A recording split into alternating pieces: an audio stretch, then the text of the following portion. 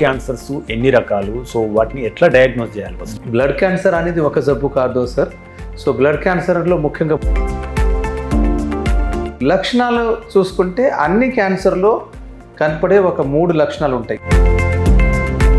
ఎలాంటి దురలవాట్లు లేని వారికి కూడా బ్లడ్ క్యాన్సర్ వచ్చింది. బ్లడ్ క్యాన్సర్లో ముఖ్యంగా కారణాలు ఉండవు, రైట్?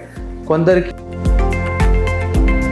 పొలంలో పనిచేసే, కొందరికి ఫర్టిలైజర్ ఎక్స్పోజర్, కెమికల్ ఎక్స్పోజర్ అలా ఎక్కువగా ఉన్న వాళ్ళకి ఈ జీన్ టెస్టింగ్ ద్వారా తెలుసుకోవచ్చు. అంటే తల్లిదండ్రుల నుంచి వెళ్ళి పిల్లలకి ఏమైనా వచ్చే అవకాశం ఉంటుందా అసలు? ఎస్. సో 100% బ్లడ్ క్యాన్సర్ వంశపారంపర్యంగా. సార్, ఒకసారి హిట్ అయిన తర్వాత గత 2 దశాబ్దాలుగా ఎలాంటి డెవలప్మెంట్ జరిగినాయి? క్యాన్సర్ అనగానే మనం ప్రాణం పోతుంది.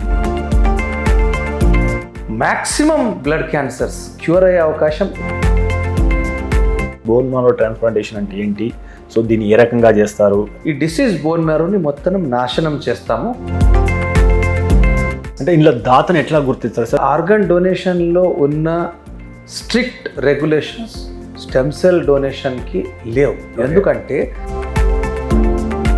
2024లో బోన్ మ్యారో ట్రాన్స్ప్లాంట్ అవసరం ఉన్న ప్రతి పేషెంట్కి డోనర్. బ్లడ్ క్యాన్సర్స్ చేస్తున్న వైద్య విధానాల్లో వచ్చే 10 yearsలో ఎలాంటి మార్పులు చోటు చేసుకొని ఉన్నాయి? ఒక జెనెటిక్ జబ్బుకి జర్మన్ సింగిల్ డోనర్ ద్వారా 2 ట్రాన్స్ప్లాంట్ చేశాం. ఇది వరల్డ్లో ఫస్ట్ టైం జరిగింది. ఈ కార్టిసెల్ ట్రీట్మెంట్ అమెరికాలో ఖర్చు 8 to 10 crores. ఇప్పుడు ఈ కార్టిసెల్ థెరపీ మన భారత్లో 40-50 లక్షలు మాత్రమే అయిపోయింది. ఒకసారి అటాక్ అయిన వ్యక్తి ఆయన యొక్క జీవన ప్రమాణాలు ఏ రకంగా ఉంటాయి? ఇలాంటి జబ్బు ఉన్న వాళ్ళు అసలు ఇంటికాడ ఉండకూడదు, భయపడి. ఈ చిక్కబడడం అని ఎందుకు జరుగుతుంది? పలచబడే మందులు వాడడం వల్ల రక్తంలో జరిగే మార్పులు ఏంటి? సూచనలు, జాగ్రత్తలు మాకు? ఎస్. సో రక్తం చిక్కగా అవడానికి ముఖ్యమైన కారణం 70% పేషెంట్స్లో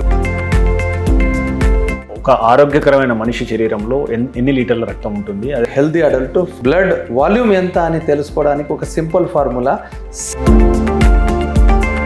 ఎనీమియా గల కారణం ఏంటి?